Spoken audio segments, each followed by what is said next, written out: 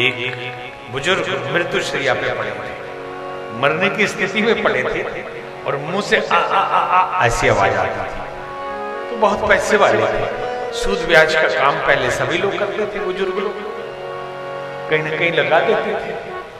तो बेटों को लग रहा है बहुत बड़ा पैसा ये दिए हुए, किसी को वो बताना चाहते हैं, जाते समय बता देना चाहते हैं।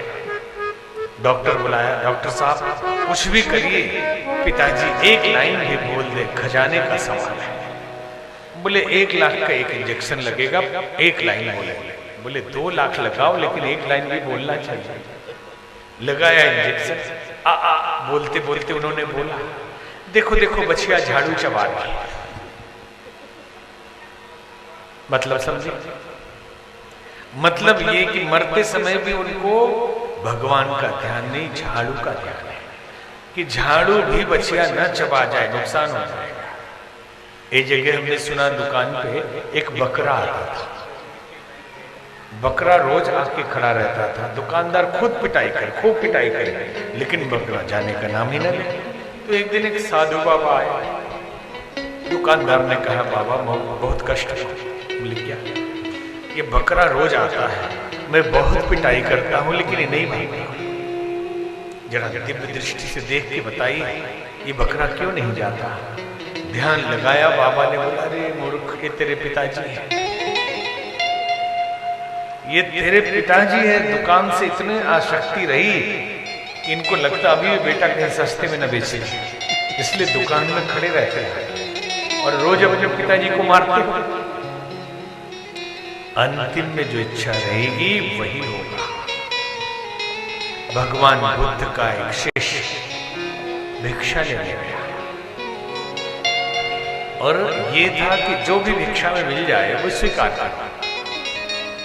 एक रेशम का शॉल मिला, बहुत सुंदर खूबसूरत चमचमाता हुआ रेशम का शॉल मिला।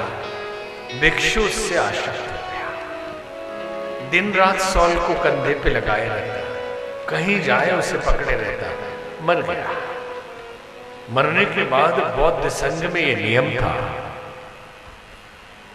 बौद्ध संघ में यह नियम था कि भिक्षुओं के सामान को दूसरे भिक्षुओं में बांट दिया जाए, दूसरे भिक्षुओं में बांट दिया जाए। सारा सामान तो बांट दिया, लेकिन वो शॉल रख लिया भगवान बुद्ध ने। सब शिष्यों ने कहा तथागत आपको शॉल चाहिए क्या? आपने अपने लिए रख लिया? बोले नहीं नहीं, मैंने अपने लिए नहीं रखा, अभी थोड़ी देर बाद इसे मैं बांटूंगा। 1 घंटे के बाद भगवान बुद्ध ने उस शॉल को किसी को दिया और देने से पहले दिखाया कि देखो इसमें एक कीड़ा है। उस कीड़े को कई जगह कहते हैं चीलड़, कपड़े में हो जाता है और घंटे 2 घंटे की उम्र होती है उसकी। तो बोले देखो इसमें कीड़ा है, बोले मर गया।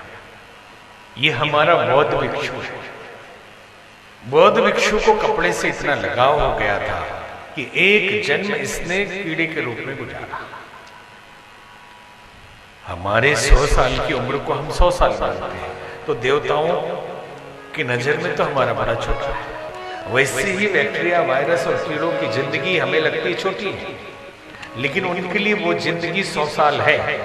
वो भी पैदा होते हैं, जन्म लेते हैं, खेलते हैं, स्कूल जाते हैं, बड़े होते हैं, जवान होते हैं, शादी करते हैं, बाल बच्चे होते हैं, बूढ़े होते हैं और मर जाते हैं। 1 घंटे में उनका 100 साल हो गया।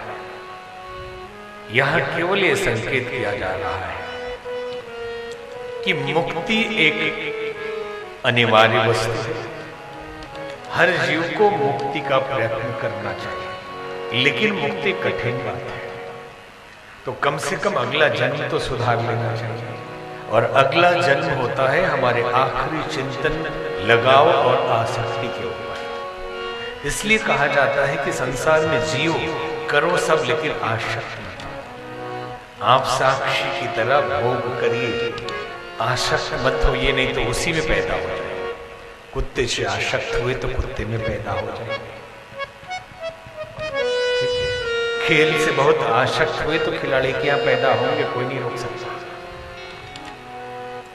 जंगली लोगों से आसक्त हुए तो जंगल में ही पैदा हो, जानवरों से आसक्त हुए तो जानवर बन के पैदा हो। इसलिए भगवान से लगाव रखिए। आसक्ति में रखनी है तो ईश्वर से रखो कि भक्त बन के पैदा हो जाओ।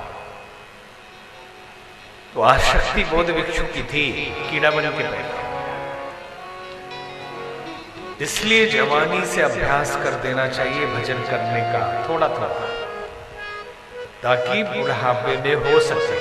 और बुढ़ापे को देखा किसने? न कल का पता न पल का पता, क्यों सोचते हो मनसू। लेकिन हमने मान लिया है कि 60 साल 80 साल तो हम जिएंगे हस्तरेखा में। अरे कितने हस्तरेखा वाले कोरोना में चले गए, जिनके हाथ में पूरा था, लेकिन चले गए जवानी में। जिंदगी का कोई भरोसा नहीं। तो एक तो भरोसा नहीं, कभी भी जा सकते, और दूसरा भरोसा भी करें अगर तो बुढ़ापे में आप तपस्या कर ही लेंगे, इसकी क्या गारंटी?